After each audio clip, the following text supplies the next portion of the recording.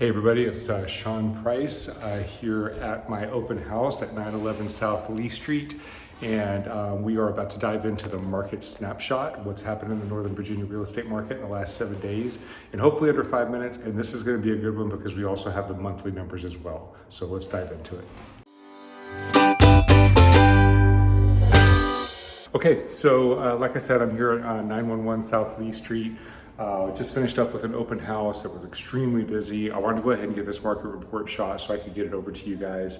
Who is this for? This is for anybody who is interested in what's going on in the real estate market or considering putting an offer in the next 7 days. Because what we're doing is we're giving you real-time activity level, real-time information on what is happening in the market so that you can make real-time decisions with regards to if you're writing an offer, what kind of competition you might be facing, and if you're a seller, what kind of offers you might be receiving. So let's just go ahead and dive into this. And I apologize for the moving around here, but I want to get this information out to you. Okay, so as always, you can see that our black line is going to be our buyer activity. This is our demand. You can see there was a significant drop in the last 7 days, and that included the Easter weekend. So that was the Easter weekend, and it was the last weekend of spring break for Fairfax County. It was the whole week for last week, but then it included the drop for Easter. So it was an overlap of Easter and the finishing up of spring break for Fairfax County. And what was also important about that was Fairfax County also had Monday out of school. So there was a lot of people traveling last weekend. It was not a busy weekend. So there was a significant drop in buyer activity. You can see that last year, the same thing happened right around the Easter weekend. And you can see the inventory continued to increase. So we had a dip in the last 7 days into a little bit of a buyer's market. So that is not indicating that we are moving into a buyer's market. That just shows what the effect of Easter was. So it'll be interesting to see what next week's numbers look like. Those will come out on Wednesday because that'll be a full week after the Easter weekend. So it'll be interesting to see what that buyer activity does. My prediction is buyer activity is going to shoot right back up to about here. So that's my guess.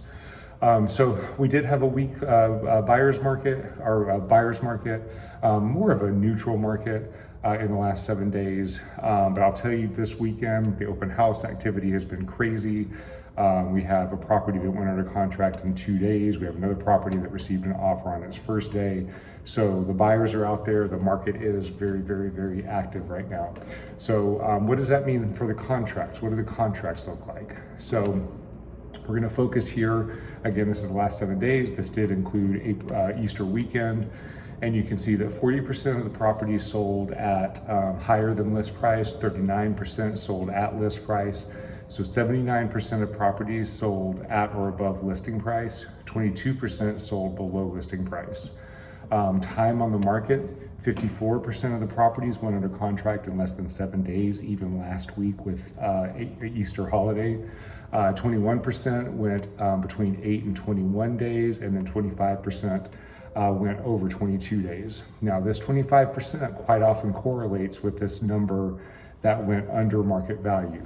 So what does that mean for you as a buyer? It means that you're likely not going to get a discount on a property. And when I say discount, the ability to get a property under asking price, you're not likely going to be able to get that until that property's been on the market at least that 3-week period, 22 plus days.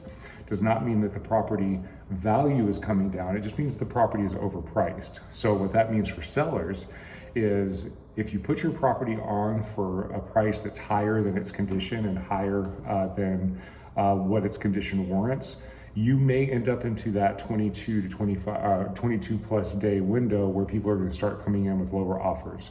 So you need to be realistic with that. This market is a strong seller's market, but it's not like the strong seller's market of a few years ago where you could pretty much just throw anything up on the market and buyers were desperate and they were just chomping at it. It is a seller's market, but buyers have choices. So the properties that are elite and priced perfectly are going extremely quickly. Properties that are priced too high are actually sitting. So just keep that in mind. Financing versus cash. Again, this isn't really significant, but 17% of the transactions were cash transactions. Contingencies are still there. So buyers, you're still able to get your contingencies for the most part. 66% got finance contingencies, 66% got appraisal contingencies. So that's good. Buyers, you're competing, but you're competing with your protections. This is what surprised me. We'll see what it does next week, but because of the Easter weekend and that strong dip in buyer activity, there was probably less competition that week. So 67% of the properties in Virginia actually had appraisal contingencies. So we'll probably see that drop more down to the 50 or 40% this next week, but that was a good week for buyers to get contingencies in their contracts. And the property that we had, both of our contracts that came in, one that went under contract in one day, and then the second one that had received an offer, they all had contingencies as well. So we'll see how that plays out. You can see that from a seller's perspective, sellers, even though it is a seller's market, 97% of sellers contributed to buyer agent compensation. So you need to be prepared to do that. It is no longer required or needed that you decide what that amount's going to be unless you just want to make that decision.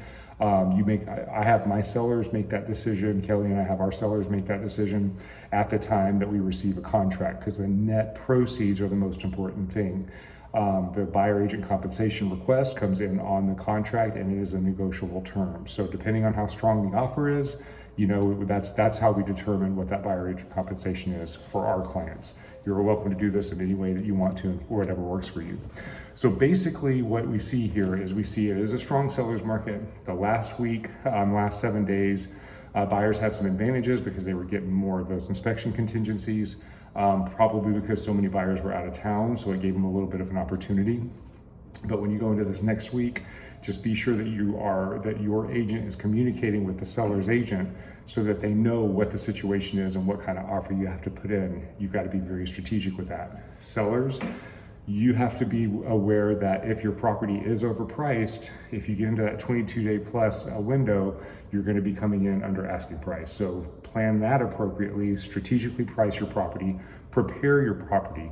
Work with your agent to find a contractor that will do the work for you and let you pay at settlement. That way you're not coming out of pocket with the money. So there are different ways to do this. If you need any help from Kelly and me, we'd be happy to sit down and talk to you about it and help you navigate this market, because it is a fantastic market right now. Okay, we'll see you next week on the Market Snapshot. If you need us for anything, you can reach us at 703-783-2143. Okay, have a great week out there. Okay, so we are now going into this week's monthly snapshot.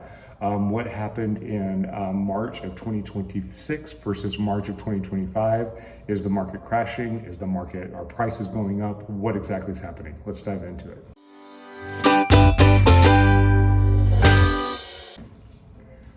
Okay, so we're just going to dive straight into the statistics and show you what happened for March 2026 versus March 2025. You can see that the number of new listings was actually down 5%. So everybody's talking about the increased inventory, but March of this year was down versus March of last year by 5%. What's important about that is if you look at the number of sales were up 6.6%. So that's an 11.6% delta, showing that supply was down 5%, demand was up 6.6%. So that means that the sellers, again, were into that strong seller's market, and it's actually stronger than it was in last March. So just pay attention to that and kind of see how this plays out.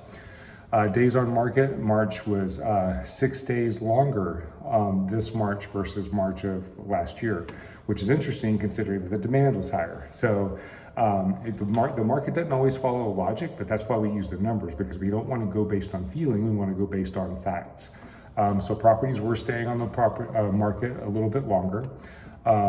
Months of inventory is flat compared to March of last year. We have 3 months last year. We have 3 months this year. What this number means, this is the absorption rate.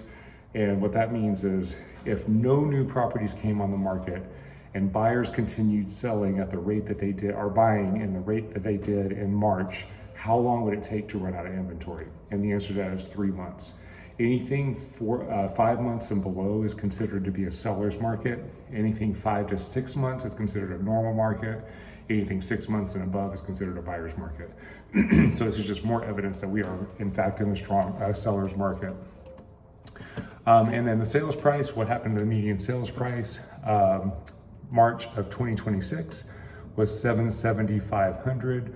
March of 2025 was 760. So it was up 1.4% year over year. So prices are still continuing to increase. So if you're waiting on the market crash to happen, if you're waiting on some kind of a cataclysmic event to where prices are going to come back down, unfortunately, it doesn't look like we have those mechanics in place. So it's just not, in my opinion, it's not a wise choice. Historically, we can look back here. I got one more thing to show you. Historically, this goes through the year of 2022, but we know what happened in 2023, 2024, and 2025. But historically, there's never been a decade where we've had a down decade with regards to real estate growth. And in the 81 years that are mentioned in this chart, only 7 years were negative years. And 5 of those years came right in here in the economic crisis of 2007 through 2010. So you can see that, and that was a crisis that happened because of the real estate market. And then we had another couple negative years here in 1990, 91.